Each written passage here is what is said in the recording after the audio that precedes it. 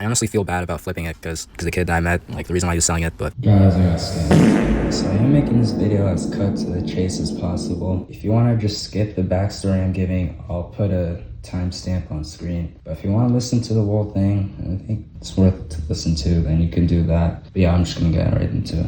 Alright, I feel like I just have to make this video. No matter who you're buying from, no matter how kind they seem, no matter how much you relate to them, like in this case, this guy being the same age as me, you have to do your due diligence. Like, you can't trust people on Facebook Marketplace. So basically, in my last video, I bought this Talaria MX3 and I was stupid, alright? I thought I could get like $700 out of it. No, even if it was an MX4, a 2023 MX4 like I thought, I still would have only gotten like $300 with my market.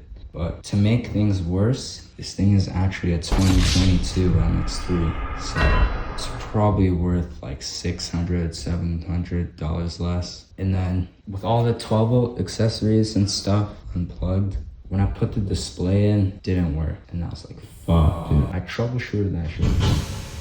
Troubleshooted it for like a day straight, man. Okay, I got interrupted, but like I was saying, I was literally just praying I could get this thing to work, and then, okay, I got interrupted again, but, so I bought a new 12 volt converter. I plugged it in, and that shit didn't work, bro. You have no idea how distraught I was like 30 minutes ago trying to fix this thing.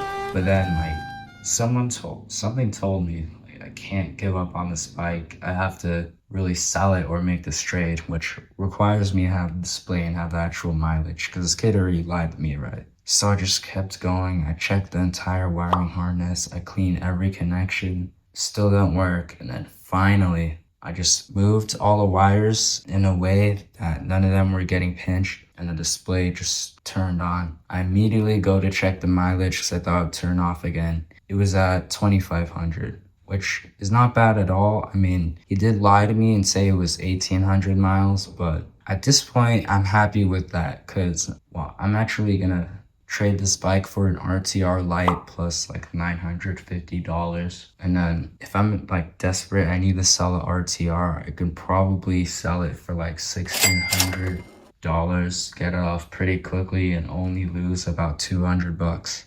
That's not bad at all. It's not like life ruining. I'm not gonna get evicted because I can't pay my parents back. But man, this just goes to show like you have to check everything. You have to do your due diligence before you pick up these bikes. So since I have previous experience buying risky stuff used and knowing what to check, I think I should just go ahead and tell you what to do in this video. so after going back and forth about the display not working and me being pissed about him scamming me overall, that's what he had to say. So I shouldn't really have expected more from the scammer. So let's just move on and let me tell you guys how to avoid this. Number one has to be verifying the serial number and the model of the bike before you do anything, before you even think about picking it up. Then you already know that you're getting the right model before you can even move on to checking the other thing. Now, number two is verifying the actual mileage. If you ask for a video and they don't send it, just don't bother with it entirely. Like maybe if they're only willing to send an image, you can check it with AI, but it just shows how sketchy they are if they aren't willing to go take 3 seconds to actually record a video of the mileage. Next is that you just have to give the bike a full test ride. You have to pin the throttle, check if the brakes are working. You don't want to notice powertrain problems while you're at home when you could have tested it there. Now, this is the hardest part if you don't already have experience, but you just have to carefully inspect the bike and make sure you find all the broken parts before you leave. This is mainly so you can notice small things that knock down the price, and it's usually not a deal breaker. Now, this kind of relates back to what I said about test riding the bike.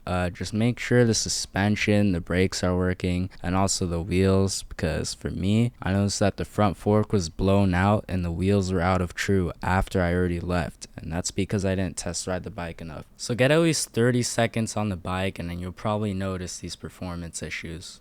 Yeah, so I just think overall with my situation, it's unfortunate that I didn't think to check a lot of these things. And especially since I could have just asked ChatGPT and found out that I wasn't really going to make much money anyway. But Yeah, that's pretty much it. That's all I have to say. I do have one more thing though. Since this is kind of a part two of a series I'm making, I'll be showing you the trade I will be making so I don't lose more than like $200 on this. Basically, I'm trading the MX3 for an RTR Lite plus $900 in cash. And you can see I bought the MX3 for like an amount of money that basically means I can't profit. I'm actually gonna lose money. But buying the RTR Lite and potentially, if I want to keep it for longer, throw some cheap upgrades and then sell it for more, you can see that I actually lose less money for making this trade.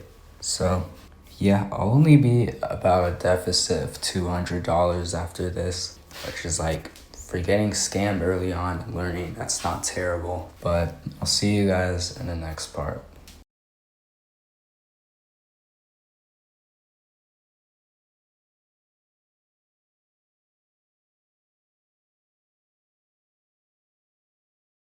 Alright, so this guy that actually a few months ago I tried to get GT73 from, and that ended up falling through because he stood up to me. I wasted like 3 hours of driving for that. It was crazy. Now he said they wanted to trade a 2 deal. And I was like, look, dude, you're so far away. 2K minimum. Like I said, as a fuck you deal. And this guy's like, okay, I can do 2K. And like that piqued my interest, so I said, you'd have to come to me. And he said he would drive to me. And now I just sent him my address. So I don't think this is gonna go through. But if it does, this would literally save me. Like I would go from losing $200 to making $200. But considering my history of him before and like how crazy this is, like he's willing to add 2K on top of having to drive to me, seems absurd. But I definitely do this, especially since like as cool as it would be to have the RTR, I'd rather just finish my stealth bomber because I'm paying more for a bike that I'm gonna use less. But we'll just see overall if this goes through.